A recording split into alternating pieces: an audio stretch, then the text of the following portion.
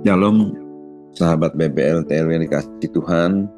Hari ini Jumat 14 Maret 2025. Topik pembelajaran hari ini tentang Raja dan Kerajaannya. Raja dan Kerajaannya menunjukkan suatu pemerintahan Tuhan atas dunia dan umatnya. Kerajaan Allah bukan hanya berbicara tentang kekuasaan rohani, tetapi juga tentang rencana keselamatan dan pemerintahan Yesus Kristus sebagai Raja. Sebuah kerajaan tidak bisa disebut sebagai kerajaan jika tidak ada raja atau tanpa raja. Yesus adalah raja dalam kerajaan Allah dan semua orang percaya adalah warga kerajaannya. Apakah kerajaan Allah itu? Kerajaan adalah tentang pemerintahan Tuhan yang mencakup seluruh ciptaannya dan dikuasai dengan keadilan, dengan kasih dan kebenaran. Kerajaan Allah tidak dimulai pada zaman perjanjian baru, tetapi sudah ada sejak penciptaan manusia.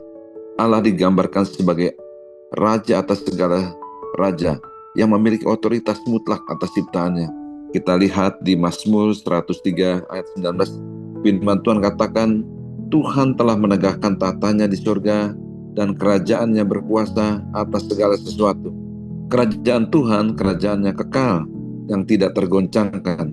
Daniel 2 ayat 44 dikatakan, tetapi pada zaman raja-raja itu, Allah semesta langit akan mendirikan suatu kerajaan yang tidak akan binasa sampai selama-lamanya, dan kekuasaannya tidak akan beralih kepada bangsa lain.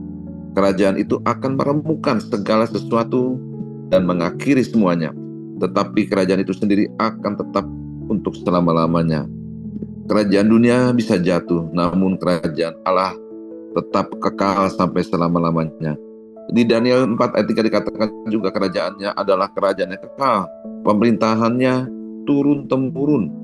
Jadi dalam rencana awal Tuhan, dari rencana awal Tuhan, bahwa waktu manusia diciptakan, yaitu untuk memerintah bersamanya dalam dunia yang mencerminkan bagaimana masuk dalam pemerintahannya. Kita bisa melihat bagaimana hubungan antara kerajaan Allah dan awal penciptaan alam seperti yang firman Tuhan katakan. Jadi sejak awal Allah sebagai raja waktu saat penciptaan. Jadi sejak awal Allah adalah dikatakan tadi raja yang berdaulat atas ciptaannya. Kita bisa lihat bagaimana 1 Tawarikh 29 ayat 11 dikatakan, ya Tuhan, punyamulah kebesaran dan kejayaan, kehormatan, kemasyhuran, dan keagungan. Ya segala-galanya yang ada di langit dan di bumi, punyamulah kerajaan. Ya Tuhan, dan Engkau yang tertinggi itu melebihi segala-galanya sebagai kepala. Tuhan berdaulat penuh atas segala sesuatu, baik yang di langit maupun di bumi. Mazmur 93 ayat 1 dikatakan, Tuhan adalah Raja. Ia berpakaian kemegahan.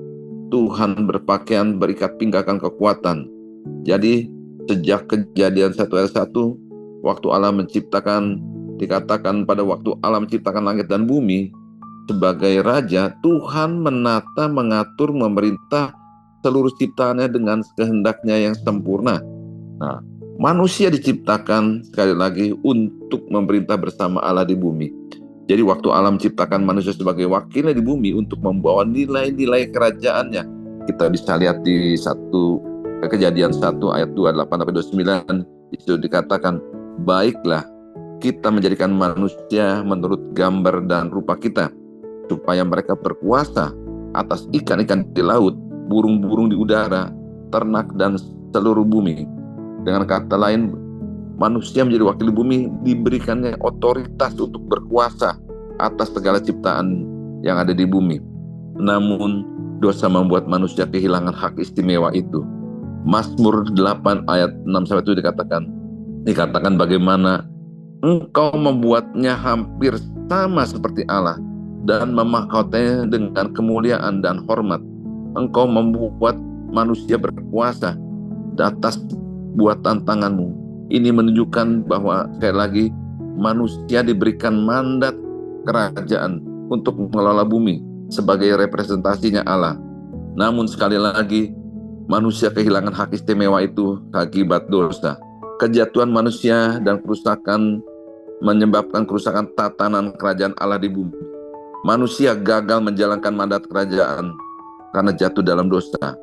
Karena itu terlihat di Kejadian 3 ayat 6 dikatakan Adam dan Hawa melanggar perintah Allah yang menyebabkan mereka kehilangan hubungan yang istimewa, hubungan yang langsung dengan sang raja.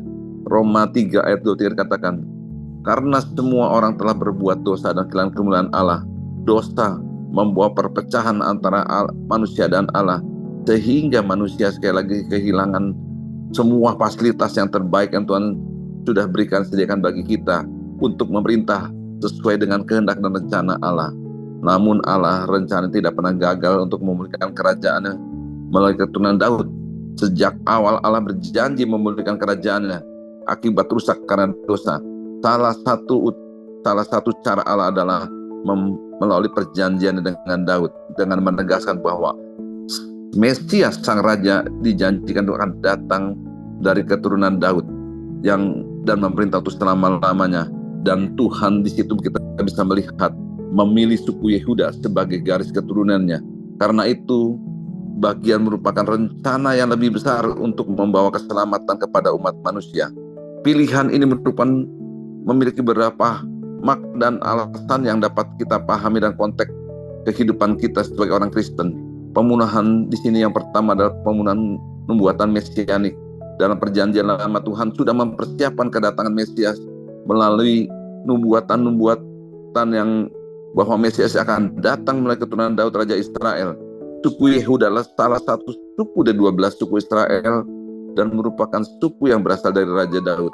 Kita bisa lihat di Kejadian 49 ayat 10 dikatakan, Yakub menubuatkan bahwa tongkat kekuasaan tidak akan beranjak dari Yehuda hingga datangnya Mesias yang menunjukkan bahwa Mesias berasal dari suku ini. Yesus adalah keturunan Daud, dipenuhi, dan nubuatan ini lahirlah suku Yehuda. Suku Yehuda dipilih sebagai pemimpin spiritual, memiliki peran penting dalam sejarah Israel. Meskipun ada 12 suku Israel, namun Yehuda menjadi pusat kepemimpinan, dan kota Yerusalem yang terletak di wilayah suku Yehuda menjadi tempat yang penting dalam sejarah bagi bangsa Israel. Dan juga Yesus melakukan banyak hal-hal pelayanan sampai di waktu dia disalib.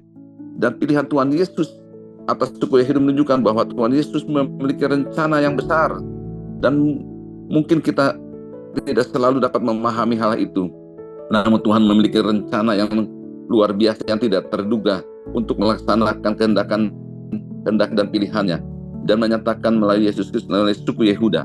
Nah, pemilihan Tuhan Yesus untuk lahir juga dari suku Yehuda adalah bagian dari rencana yang lebih besar umat manusia yang sudah dinubuatkan sejak zaman dahulu. Tuhan berjanji kepada Daud. Kita bisa lihat di 2 Samuel 7 ayat 16 dikatakan, Tuhan berjanji kepada Daud bahwa keturunannya akan pemerintahannya selama-lamanya. Dan dikatakan di situ dalam ayat tersebut dikatakan bahwa apabila umur sudah genap dan engkau telah mendapatkan perhentian bersama nenek moyangmu, maka aku akan membangkitkan keturunanmu yang akan keluar dari tubuhmu dan aku akan mengukuhkan kerajaannya. Dialah yang akan mendirikan rumah bagi nama dan aku akan mengukuhkan tata kerajaannya untuk selama-lamanya. Yesus sebagai keturunan Daud menggenapi janji itu. Meskipun kerajaannya bukan kerajaan duniawi, melainkan kerajaan Allah yang kekal. Oleh karena itu Yesus lahir sebagai bagian suku Yehuda untuk melanjutkan janji tersebut. Matius 1 ayat 1 dikatakan Yesus disebut anak Daud, yang artinya pewaris tata kerajaan. Bahkan di Lukas 1 ayat 32 sampai 33 dikatakan Tuhan Allah yang akan memkaruniakan kepadanya tata Daud bapa leluhur, dan ia akan menjadi raja sampai selama-lamanya. Ia akan menjadi besar dan akan disebut anak Allah yang maha tinggi, dan Tuhan Allah akan mengaruniakan kepadanya tata Daud dan bapa leluhurnya, dan ia akan menjadi raja atas kaum Israel keturunan Yakub sampai selama-lamanya, dan kerajaannya tidak akan berkesudahan. Yesus adalah raja yang dijanjikan datang untuk menyatakan kerajaan Allah. Kita harus tahu bahwa kerajaan Allah berbeda dengan kerajaan dunia. Yesus menegaskan bahwa kerajaannya bukan dari dunia ini. Yohanes 18 ayat 36 dikatakan, kerajaanku bukan dari dunia ini. Kerajaan Allah bukan sekedar sistem politik, tapi mencerminkan kehidupan dalam kebenaran, kasih dan kekudusan. Kerajaan Allah bukan hanya berbicara tentang masa depan, tetapi juga kehidupan hadirnya saat ini dalam kehidupan kita. Yesus datang untuk memberitakan atau mewartakan kerajaan Allah dan memperkenalkan pemerintahan ilahi yang tidak seperti kerajaan dunia. Kita bisa lihat di Lukas 17 ayat 21. Atas pertanyaan orang Farisi, kapan kerajaan itu akan datang? Yesus menjawab, kerajaan Allah datang tanpa tanda-tanda lahiriah. Juga orang tidak dapat mengatakan, lihat, ia ada di sini, atau lihat, itu ia ada di sana. Sebab sesungguhnya, sekali lagi, kerajaan Allah ada di antara kamu. Yesus berkata, kerajaan Allah ada di tengah-tengah manusia, bukan dalam bentuk pemerintahan politik, tetapi dalam kuasa dan pemerintahannya atas hati manusia. Wahyu 19 ayat 16 dikatakan, Yesus disebut Raja segala raja, Tuhan segala Tuhan, menegaskan bahwa Dia adalah Raja yang sejati. Yesus adalah Raja yang dijanjikan, yang datang untuk menyatakan kerajaan Allah. Sekali lagi Mazmur 89 ayat 3 dan 4 dikatakan, aku telah mengikatkan dengan orang pilihanku. Aku bersumpah kepada Daud hambaku, akan menegakkan anak cucumu untuk selama-lamanya membangun tatamu turun-temurun. Jadi janji itu bukan berbicara kerajaan secara fisik, tetapi juga pada Yesus Kristus Tuhan kita. Nah, pemulihan kerajaan Allah melalui Yesus Kristus, Yesus datang memulihkan, sekali lagi, memulihkan kembali pemerintahan Allah akibat dosa yang rusak. Dan di Matius 4 ayat 17 dikatakan, bertobatlah sebab kerajaan Allah sudah dekat. Dengan keadaan bertobat dan waktu kita menerima Yesus sebagai Tuhan dan Selamat, Kolose 1 ayat 13 dikatakan bahwa Ia telah melepaskan kita dari kuasa kegelapan dan memindahkan kita kepada kerajaan Anaknya yang kekasih. Dan melalui Yesus Kristuslah manusia dipulihkan dan diberikan kembali posisinya sebagai warga kerajaan Allah. Kita mau mengerti juga bahwa Yesus membawa kerajaan Allah ke dunia ini, memberikan atau mengajarkan nilai-nilai kerajaan, menyembuhkan. Dia datang ke dunia menyembuhkan orang sakit, mengusir setan dengan kuasa dan kerajaan. Dan Dia waktu mati pun, dan Dia bangkit mengalahkan dosa atas maut. Bagaimana kita peran orang percaya hidup dalam kerajaan Allah dan tunduk dan pada Tuhan? Roma 14 ayat 17 katakan, sebab kerajaan Allah bukan soal makan dan minuman, tetapi kerajaan Allah tentang kebenaran, damai sejahtera, dan sukacita oleh Roh Kudus. Orang percaya dipanggil untuk menjadi imam dan raja dalam kerajaan Allah. 1 Petrus 2 ayat 9 dikatakan, tetapi kamulah bangsa yang terpilih, imamat yang rajani, bangsa yang kudus, umat kepunyaan Allah sendiri. Sebagai umatnya, kita dipanggil untuk hidup dalam nilai-nilai kerajaan Allah, melayani, membawa damai, dan memperluas pemerintahan Kristus melalui Injil. Bagaimana penggenapan kerajaan Allah di akhir zaman? Pada akhirnya, kerajaan Allah akan dipulihkan sepenuhnya ketika Yesus datang kembali.